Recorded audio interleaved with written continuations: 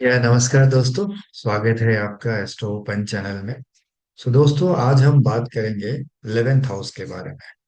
मतलब कुंडली के 11वें भाव के बारे में हम आज बात करेंगे। दोस्तों, 11th हाउस क्या दिखाता है?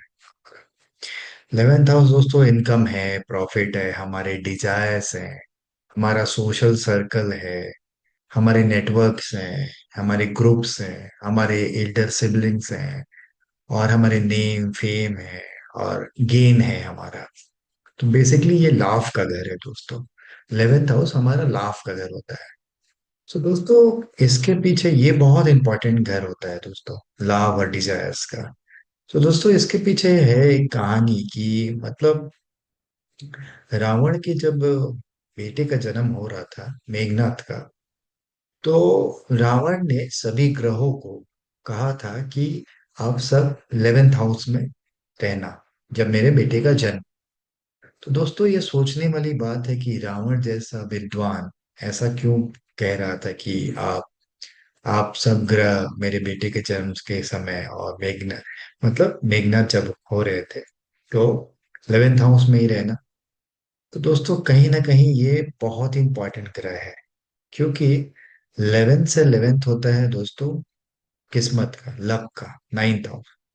तो 11th हाउस में रहने से हमारा किस्मत भी बहुत अच्छा, मतलब हमारा लक भी बहुत अच्छा काम करता है, क्योंकि 11th से 11th लक हो जाता है। तो रावण ने बहुत अच्छी स्ट्रैटेजी लगा के सभी ग्रहों को कहा था। हालांकि उसमें से एक ग्रह ने अपनी चाल बदल दी थी, हालांकि आप जानते ही हैं कि कौन से ग्रह ने चाल बदली थी। तो वो थे शनिदेव जी। तो तभी उन्हें रावण ने शनिदेव जी को अपने पास बंदी बना के रखा था। हालांकि ये स्टोरी है, कुछ और भी लोग कुछ कुछ और भी कहा जाता है, लेकिन हालांकि ये वन ऑफ द रीजन था कि रावण ने शनिदेव जी को, शनि भगवान को थोड़े दिन के लिए अपने पास रखा था। सो दोस्तों, इसी से आप समझ सकते हैं कि 11th हाउस कितना इंपॉर्टेंट है। दोस्तों, 11th हाउस उपाच्य का भाव है। मतलब ये 3 7 11 कुंडली में उपाच्य के भाव होते हैं। मतलब ये समय के साथ ग्रो होते हैं। और इसमें भी 3 7 11 में भी 11th हाउस जो होते हैं ना, वो सबसे ज्यादा मतलब डिजायरस होते हैं पढ़ने के लिए समय के साथ। दोस्तों, जिस तरह फर्स्ट फर्स्ट हाउस क्या है दोस्तों? फर्स्ट हाउस हमारा, हम खुद है, हमारा फिजिकल अपीयरेंस, हम खुद सेल्फ। तो हमें सर्वाइवल के लिए क्या चाहिए? खाना चाहिए। मतलब अब खाने के लिए क्या चाहिए दोस्तों? पैसे चाहिए। मतलब सब कुछ तो पैसे पे डिपेंड है ना। हमें सरवाइव करने के लिए आज के डेट में पैसे चाहिए। और पैसे का भाव कौन से होते हैं दोस्तों? सेकंड भाव। सेकंड भाव धन का होता है। तो मतलब हम डिपेंड रहते हैं सेकंड भाव पे, सर्वाइवल के लिए। और सेकंड का भाव डिपेंड रहता है 11th पे, क्योंकि अगर दोस्तों लाभ ना हो, कुछ चीजों का लाभ ना हो, तो पैसे कहाँ से आएंगे? हमारे डिजायर्स फुलफिल ना हो तो हम धन अर्जित नहीं कर पाएंगे। तो सेकेंड हाउस कनेक्ट होता है 11th हाउस से। तो दोस्त, कुंडली में फर्स्ट हाउस, सेकेंड हाउस और 11th हाउस कनेक्ट होता है, क्योंकि ये लाभ और धन अर्जित करने का एक साइकिल है। उसी प्रकार 12th हाउस भी दोस्तों कनेक्ट रहता है, क्योंकि जब आप पैसे कमाने लगेंगे, आपके पास पैसे आएंगे, तो खर्चे भी आएंगे, व्यय भी आएंगे। लोग आपसे पैसे मांगेंगे कुछ चीजों के लिए, या तो आप अपने खर्चे, कुछ आपके खर्चे बढ़ेंगे। जिस हिसाब से व्यक्ति कमाता है, उस हिसाब से उसके खर्चे भी बढ़ते हैं। तो 12th हाउस क्या है दोस्तों? सर्कुलेशन की, खर्चे की।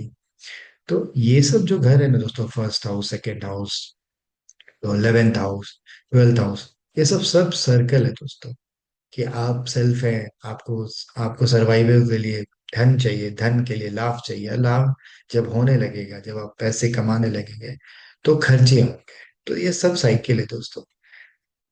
दोस्तों, आज हम समझेंगे कि डिफरेंट डिफरेंट प्लैनेट अगर 11th हाउस में जाते हैं, तो क्या प्रभाव हमारे डालते हैं। दोस्तों, हम स्टार्ट करते हैं मार्स से, मंगल ग्रह। तो मंगल ग्रह अगर 11th हाउस में जाते हैं, बैठते हैं, तो दोस्तों ये हमें प्रॉपर्टी से लाभ देते हैं। प्रॉपर्टी, लैंड, बिल्डिंग से लाभ देते हैं। व्यक्ति के पास अच्छी प्रॉपर्टी होती है, लैंड होती है, बिल्डिंग्स होते हैं। जब मंगल की दशा अंतर्दशा चलती है तो व्यक्ति लाभ कमाता है इससे। हालांकि मंगल के यहाँ बैठने से मतलब बंधु बांधव से या अपने भाई से थोड़े से कन्फ्लिक्ट रहते हैं, थोड़े से अच्छे संबंध नहीं चलते हैं, झगड़े लड़ाइयाँ चलती हैं। लेकिन व्यक्ति को मंगल यहाँ रहने से व्यक्ति को भूमि से लाभ जरूर होता है। सो दोस्तों नेक्स्ट है, अगर यहाँ पे सन बैठे, मतलब सूर्य भगवान यहाँ पे 11th हाउस में बैठे, तो व्यक्ति को फेम और आइडेंटिटी की डिजायर होती है। व्यक्ति चाहता है कि व्यक्ति खोजता है कि मैं हूँ कौन, अपनी आइडेंटिटी को, पावर पोजीशंस को। तो व्यक्ति ग्रुप्स में, जैसे नेटवर्क्स में या गवर्नमेंट सेक्टर्स में लाभ कमाता है दोस्तों। अगर उनसे जुड़े कामों में वो लाभ कमाता है, सोशल फेम में भी वो जुड़कर वो काफी ऊंचा नाफ कमाता है। तो उन सब कामों में सन अगर 11th हाउस में बैठे हैं तो व्यक्ति को लाभ होता है। हालांकि यहाँ पे बैठे सन से व्यक्ति को फादर के स्वास्थ्य में भी थोड़ी सी अड़चन आती है, थोड़ी सी इशू आती है, बट फादर से भी लाभ होता है धन की। यहाँ पे यहाँ पे 11th हाउस के सन फादर से भी लाभ देते हैं, बट व्यक्ति के फादर की थोड़ी सी स्वास्थ्य संबंधी परेशानियां का सामना करना पड़ता है। नेक्स्ट हाउस दोस्तों मून है। तो अगर मून 11th हाउस में बैठे तो मून क्या है? मून एक्चुअली में मून का नेचुरल हाउस है फोर्थ। ये अष्टम हो जाते हैं दोस्तों, नेचुरल हाउस से ये अष्टम हो जाते हैं 11th हाउस। हालांकि ये अष्टम है, बट रिसर्चर की प्रवृत्ति के व्यक्ति को बनाते हैं, व्यक्ति को बहुत रिसर्चर बना देते हैं, बहुत मन का कारक है दोस्तों। तो काफी ये व्यक्ति रिसर्चर होगा, साइंटिस्ट होगा। मतलब मून रिलेटेड कामों से इसको पैसा आएगा, जैसे मर्चेंट नेवी, आर्ट्स, म्यूजिक। इससे व्यक्ति पैसा कमाएगा, डिजायरस होगा।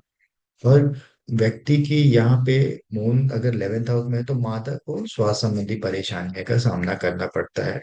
हालांकि व्यक्ति को माँ का सपोर्ट भी मिलता है। सो व्यक्ति नेक्स्ट है दोस्तों वीनस। अगर वीनस आपके 11th हाउस में है तो व्यक्ति को शादी के बाद पैसा और फाइनेंस में वृद्धि होती है।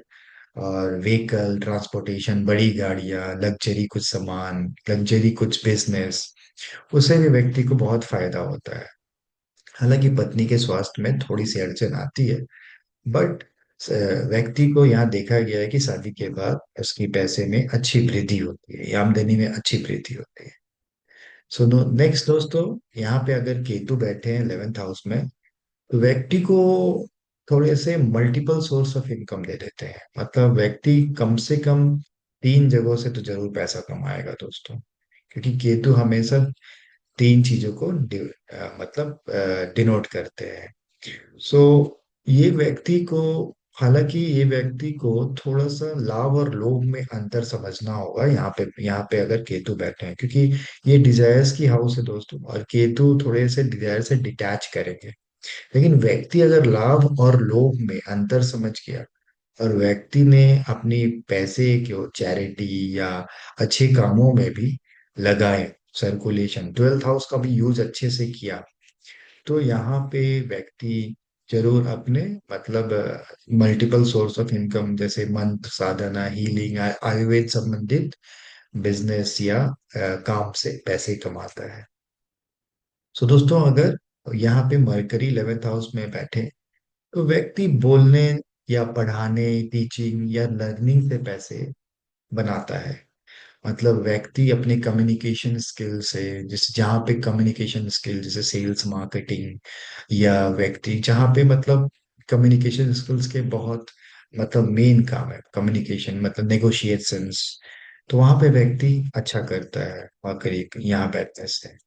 सो नेक्स्ट दोस्तों, अगर जुपिटर 11th हाउस में बैठे तो व्यक्ति को काफी मतलब सोशल नेटवर्क में काफी नाम लेता है व्यक्ति काफी बड़े बड़े ग्रुप में एक एक मुख्य किरदार के रूप में उभरता है। उसके बहुत बड़े बड़े ग्रुप्स में इनकी जान पहचान होती है, बहुत बड़े बड़े अथॉरिटी आदमी उसे पहचानते हैं।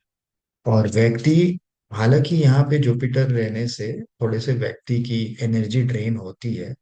मतलब व्यक्ति जैसे जो भी ग्रुप में, बहुत सारे ग्रुप में वो मेंबर रहेगा, मुख्य किरदार, तो व्यक्ति बहुत काम करता है, मतलब कुछ भी वो ग्रुप में कुछ भी, जैसे बोलते हैं ना कि कोई भी व्यक्ति कैसे होते हैं दोस्तों, कि एक ग्रुप में ये काम है, काम की बंटवारा होते हैं, क्योंकि कोई भी काम होता है तो ग्रुप में बंटवारा होता है, लेकिन ये व्यक्ति को सबसे ज्यादा काम ये करता है। और यहाँ इनके मेंबर भी जानते हैं कि हाँ, ये आदमी है तो हो जाएगा। इसके वजह से उसको थोड़ा सा एनर्जी ड्रेन जाता है, लेकिन इसका फायदा भी होता है दोस्तों, बड़े बड़े ग्रुप्स में इनकी पहचान एकदम मुख्य भूमिका निभाते हैं। और वहां से कंसल्टिंग, टीचिंग, गाइडेंस करके ये काफी पैसे कमाते हैं दोस्तों। तो दोस्तों, अगर यहाँ पे सैटर्न बैठे 11th हाउस में, तो दोस्तों ये राजयोग जैसा ही है, क्योंकि सैटर्न जब देते हैं ना व्यक्ति को पैसे, तो बहुत बहुत मतलब अच्छे, मतलब देर होता है दोस्तों, लेकिन बहुत अच्छे, मतलब बहुत अच्छी क्वांटिटी में देते हैं। बस व्यक्ति को डिसिप्लिन और सैटर्न जैसा न्याय प्रिय होना चाहिए, होना पड़ता है अपने कामों में। यहाँ पे अगर सैटर्न बैठे हैं 11th हाउस में, तो अकल्ट या रिसर्चर या सीए या कैलकुलेटिव काम है, वहां से आपको पैसे कमाने का मौका मिलेगा। बस सैटर्न की वजह से आपको डिसिप्लिन रहना है दोस्तों। सो दोस्तों, सबसे बेस्ट पोजीशन राहु की होती है दोस्तों 11th हाउस में। ये आपको, चूंकि राहु राहु एक्वेरियस राशि होते हैं, मतलब ये राहु का ही घर है दोस्तों 11th हाउस। और ये राहु, चूंकि हम जानते हैं राहु का अपना घर 11th ही रहते हैं, 11 मतलब एक्वेरियस ही होते हैं। ये राहु का अपना घर है, तो यहाँ राहु भी डिजायरस है, ओवर डिजायरस, और ये डिजायर के ही रहे घर। तो राहु यहाँ पे बहुत ओवर डिजायरस देते हैं, व्यक्ति को बहुत लाभ कमा के देते हैं, व्यक्ति बहुत फोकस रहता है, बहुत अच्छे, मतलब हर तरीका से वो पैसे अर्जित कर ही लेता है।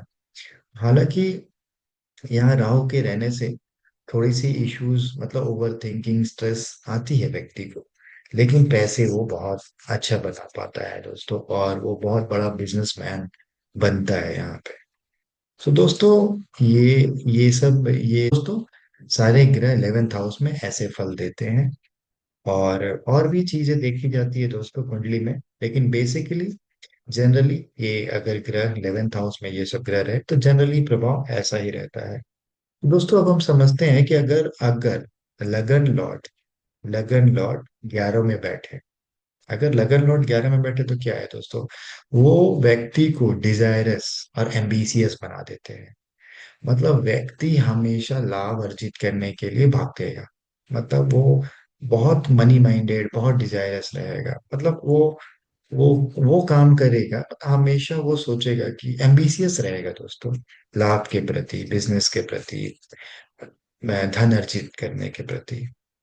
सो दोस्तों, नेक्स्ट है दोस्तों, अगर सेकंड लॉर्ड 11th हाउस में बैठे, तो होता क्या है, ये धन योग है दोस्तों, क्योंकि सेकंड और 11th का संबंध हो जाता है। तो परिवार से व्यक्ति को धन मिलेगा, और कोई बिजनेस से धन, पारिवारिक जो बिजनेस है, फैमिली बिजनेस, उससे धन मिलेगा। अगर दोस्तों थर्ड हाउस के लॉर्ड 11th हाउस में बैठे, तो कम्युनिकेशन से पैसा आ जाएगा, या कोई बिजनेस से पैसा आएगा, क्योंकि ये भी उपाच्य भाव है, तो धीरे धीरे वो ग्रो करेगा दोस्तों। अगर फोर्थ हाउस के लॉर्ड 11 में बैठे, तो घर से इनकम होगा, रेंट से इनकम हो सकता है, या दोस्तों, या फैमिली इन्वायरमेंट से, मतलब फैमिली बिजनेस यहाँ से भी, मतलब बहुत लोग मिलके फैमिली में, दो तीन फैमिली, चाचा भतीजा या मामा, सब लोग मिलके एक बड़ा बिजनेस कर रहे हैं, तो वहां से भी आपको एक पैसा आता है दोस्तों। या मदर से पैसा भी यहाँ पे मिलता है दोस्तों, हो सकता है कि मम्मी कहीं जॉब कर रही है, तो माँ के पैसे वो व्यक्ति को मिले। सो दोस्तों, अगर फिफ्थ हाउस के लॉर्ड 11th हाउस में बैठे, तो व्यक्ति को गवर्नमेंट जॉब से पैसा मिलता है, व्यक्ति बहुत क्रिएटिव होता है, तो अपनी क्रिएटिविटी, पेंटर या आर्ट से पैसा, आर्टिस्ट होता है, उससे वो पैसा वो कमा पाता है। अगर व्यक्ति सिक्स्थ हाउस का लॉर्ड बैठे 11th हाउस में, तो ऐसा व्यक्ति प्रॉब्लम से पैसा कमाता है, मतलब डॉक्टर्स डॉक्टर्स क्या है दोस्तों, डॉक्टर, सीए, मतलब या वकील क्या है, किसी दूसरे को प्रॉब्लम है तो उससे वो पैसा कमाते हैं। सिक्स हाउस क्या है दोस्तों, प्रॉब्लम्स, रोग रिपोर्ट इनका घर है। तो सिक्स हाउस का लॉर्ड अगर 11th हाउस में बैठे, तो ऐसे व्यक्ति, मतलब डॉक्टर्स जैसे, मतलब किसी के प्रॉब्लम्स, किसी के इशू को सॉल्व सॉर्ट आउट करके पैसा कमाते हैं। अभी सेवेंथ हाउस के अगर लॉर्ड बैठे 11th हाउस में दोस्तों, तो पत्नी से धन कमा सकते हो, पत्नी से धन की लाभ होती है, बिजनेस करते हैं पत्नी के साथ, वो पार्टनरशिप में बिजनेस करते हैं, क्योंकि ये भी पाच्य भाव है, तो टाइम के साथ ये भी बहुत ग्रो होता है दोस्तों। तो दोस्तों 8 हाउस का लॉर्ड अगर 11th में बैठे, सो ऐसे व्यक्ति एस्ट्रोलॉजी या इन लॉज से पैसा इन्हें लाभ मिलता है, या रिसर्चर बनते हैं, या साइकोलॉजी, पामिस्ट्री, क्योंकि 8 हाउस ट्रांसफॉर्मेशन और अकल्ट साइंस का हाउस है दोस्तों। ट्रांसफॉर्म का हाउस है, मतलब गहरी विद्याओं का हाउस है, तो ऐसे व्यक्ति शायद एस्ट्रोलॉजी, पामिस्ट्री या योगा इस या हीलिंग से पैसा इन्हें लाभ मिलता है। अगर दोस्तों 9th हाउस का लॉर्ड 11th में बैठे, व्यक्ति को फादर से पैसा मिलता है, फादर से लाभ मिलता है। वो बहुत लकी भी होते हैं, जैसे लॉटरी में भी उनकी किस्मत जागते हैं दोस्तों, लॉटरी से भी पैसे आ सकते हैं, बहुत लक होते हैं। या पिता पिता से भी उनके मतलब अच्छे संबंध होते हैं, तो पिता के साथ बिजनेस करके भी अच्छे पैसे कमाते हैं। ये बहुत लकी होते हैं दोस्तों। और अगर 10th हाउस के लॉर्ड 11th हाउस में बैठे तो दोस्तों, तो 10th हाउस के लॉर्ड अगर 11th हाउस में बैठे दोस्तों, तो व्यक्ति बहुत कम उम्र से पैसा कमाने लगता है, तो बहुत वेल टू डू जॉब में रहता है, क्योंकि बहुत कम उम्र से पैसा कमाता है, जिससे वो समय आते आते बहुत ग्रोथ पाता है और वो एक अच्छे पोस्ट पे चला जाता है। तो बहुत वेल टू डू जॉब करता है दोस्तों। ये बहुत अच्छा चीज, ये बहुत अच्छा। अगर 10th लॉर्ड 11th में किसी का है तो ये बहुत अच्छा होता है दोस्तों। अगर 11th लॉर्ड ही 11th में हो तो दोस्तों ये भी बहुत अच्छा है, क्योंकि अपने ही घर में कोई भी बुरा नहीं करता है, वो अच्छा ही फल देता है। हालांकि योग होने से ज्यादा अच्छा होता है, लेकिन ये भी अपने घर में अच्छा ही फल देता है, ये व्यक्ति को ग्रोथ ही देता है, डिजायर्स को फुलफिल ही करता है। अगर दोस्तों 12th हाउस का लॉर्ड 11th में बैठे, तो ऐसे व्यक्ति इंपोर्ट एक्सपोर्ट या म्यूचुअल फंड या चैरिटी, मतलब सर्कुलेशन से पैसा कमाते हैं, कुछ ना कुछ करते हैं पैसे, कमीशंस, मतलब कुछ ना कुछ को पैसे को सर्कुलेट करते हैं दोस्तों, उससे पैसे कमाते हैं, या फॉरेन इनकम भी इसके आते हैं, फॉरेन से भी पैसे आते हैं दोस्तों। बस दोस्तों ये 11th हाउस में बस ध्यान देने की यही एक ही बात है दोस्तों, कि नीड और ग्रीड में हमें अंतर समझना है। मतलब हमें पैसे के पीछे जरूर भागना है, हमें पैसे कमाने हैं, नेसेसरी होते हैं, ठीक है, लेकिन लाभ और लोभ दो चीजें होती है दोस्तों। एक चीज हमेशा याद रखिए दोस्तों, सेल्फ के लिए धन जरूरी है, धन डिजायर से आएगा, लाभ से आएगा, ठीक है, डिजायर से। लेकिन 12th हाउस को भी हमेशा याद रखिए दोस्तों, चैरिटी, मतलब चैरिटी हमेशा कीजिए, और सर्कुलेट उसको जरूर कीजिए, पैसे को, पैसे को कभी भी बात बना के मत रखिए, उसको सर्कुलेट कीजिए, समाज में डालिए, मतलब सोसाइटी में डालिए, जहाँ जरूरत है वहां दीजिए, क्योंकि पैसे का उपयोग वही होता है कि जहाँ वो जरूरत हो वहां देने से उसको और भी दोस्तों आप में बढ़ोतरी ही होता है। सो दोस्तों, आप हमेशा नीड और ग्रीड में अंतर समझ के ये चीजें कीजिए। मिलते हैं दोस्तों नेक्स्ट वीडियो में, तब तक के लिए अपना ध्यान रखें।